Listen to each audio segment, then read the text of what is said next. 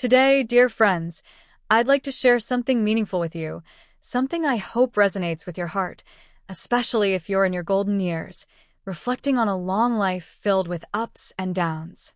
The topic is, life relies heavily on luck. This is a line from the classic film Titanic. You may recall that touching scene where a character says, "Life's all about luck."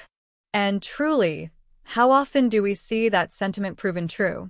Some people stumble into success almost effortlessly, winning the lottery, marrying well, landing the perfect job without trying. Others, despite working tirelessly for decades, end up barely making ends meet. But here's the truth behind that so-called luck. Very often, those miraculous successes are simply the result of being in the right place at the right time. They had the good fortune to encounter opportunity, but it's not the whole story. Real, lasting success still demands effort. In life, they say, 30% is fate and 70% is what we do with it. And so, if you notice these two signs in yourself, take heart.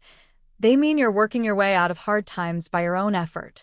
And even if you only see one of these signs, congratulations, you're still moving in the right direction.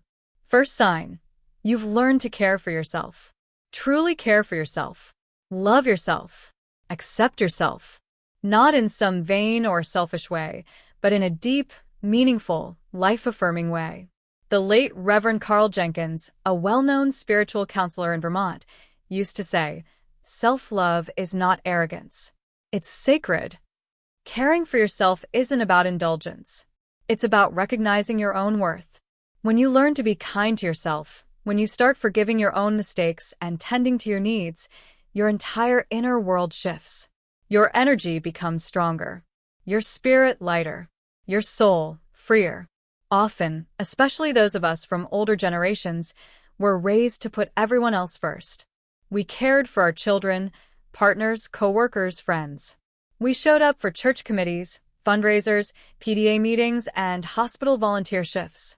When someone around us was heartbroken or lost, we offered a listening ear, a warm hug, or a prayer. But what did we offer ourselves? When we were the ones struggling, we often turned inward with harsh judgment.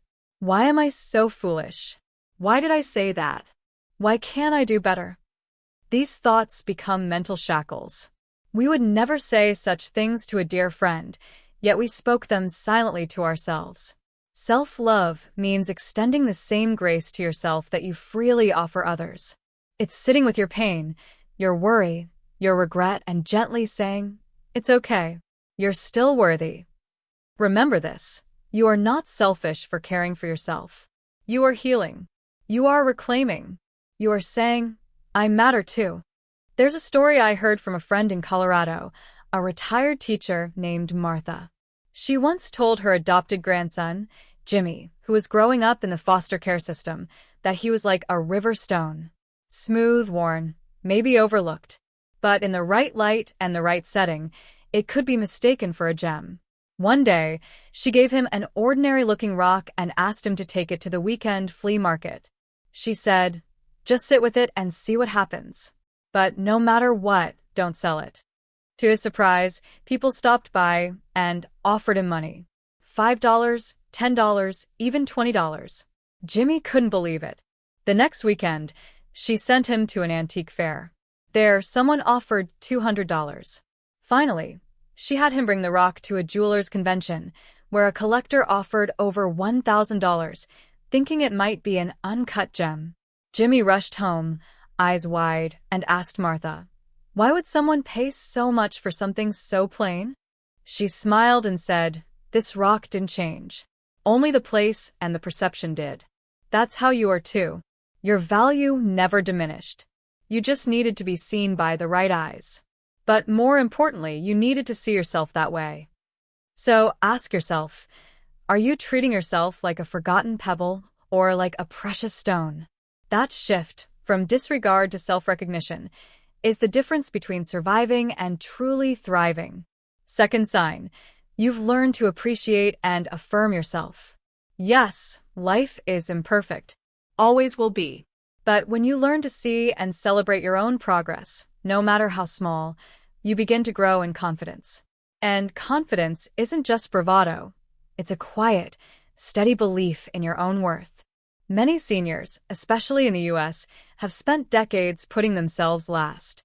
The culture was different. We weren't taught to say, "I'm proud of myself." We were taught to be humble, to serve, to keep our heads down. But humility doesn't mean denying your goodness. It means knowing your strengths and weaknesses and walking forward with dignity. I'll tell you a real-life story about Fran Tarkenton, the famed quarterback of the Minnesota Vikings. He once played a brutal, high-stakes game where he helped secure a last-minute touchdown. The next day, he watched the game footage with his team. He expected, hoped for some praise. None came. Finally, he asked his coach, Bud Grant, "Did you see my block?" Coach Grant nodded and said, "Of course I did. You did a great job. But Fran, I expect that from you. I don't need to tell you, every time." That moment hit Fran hard. He realized that if he didn't acknowledge his own effort, he'd forever rely on outside validation. From that day forward, he made it a point to see and appreciate his own contribution. That self-acknowledgement became fuel. Affirm yourself. Remind yourself, "I have talents. I have goodness. I have value." Even if others overlook you, do not overlook yourself. So many of us focus on what we've lost, loved ones, youth, opportunities. But what about what you've gained? Wisdom, patience, resilience, humor. These are not small things. They are what make you who you are. When life feels like it's heading downhill, when energy wanes, or relationships fade, or retirement feels aimless, it can be easy to slip into apathy. But here's the secret. You can begin your uphill climb anytime. And that climb begins by letting go of what weighs you down. In fact, here are 4 burdens you must set aside if you truly want to walk your life's uphill path. 1. Let go of greed. Too many people, young and old, spend their lives chasing money. We sacrifice our health, our peace, even our relationships for one more dollar. But at what cost? There's a saying in the old Appalachian churches, "You can't haul a U-Haul to heaven." What's the point of wealth if you're too sick, too stressed, or too lonely to enjoy it? Let younger folks chase their fortunes. At our age, the real treasure is time, health, and meaningful connection. Spend your energy tending to a garden, not a stock portfolio. Take that walk. Hug your grandchild. Feed the birds. These moments, they're priceless. 2. Let go of complaining. Complaining is like rocking in a chair. It gives you something to do, but gets you nowhere. Sure, things are frustrating. The cost of living, healthcare, the news, there's plenty to grumble about. But complaints never build anything. Action does. Acceptance does. Kindness does. Take that energy and invest it in change, however small. 1 better habit. 1 forgiving conversation. 1 volunteer shift. That's how you climb. 3. Let go of social clutter. You don't need 100 acquaintances. You need 1 or 2 true friends. That's all. The older we get, the more precious our time becomes. Spend it with those who uplift you, not those who drain you. It's okay to say no. It's okay to decline the party, the committee, the call. Protect your peace. For let go of wrong love.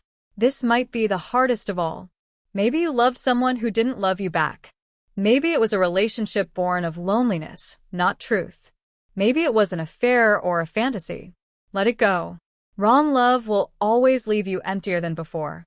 But releasing it opens the door for something better, be it a healthy relationship, a peaceful solitude, or a return to self-love. Letting go is not loss.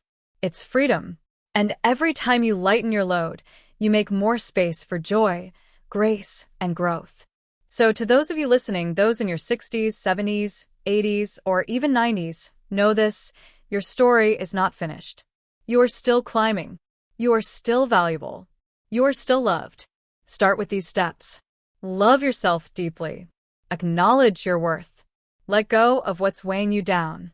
And remember, life may rely on luck, but the best kind of luck comes when you begin to believe in yourself. Thank you for spending this time with me today. If you enjoyed this reflection, feel free to share it with someone else walking the path. You are never alone.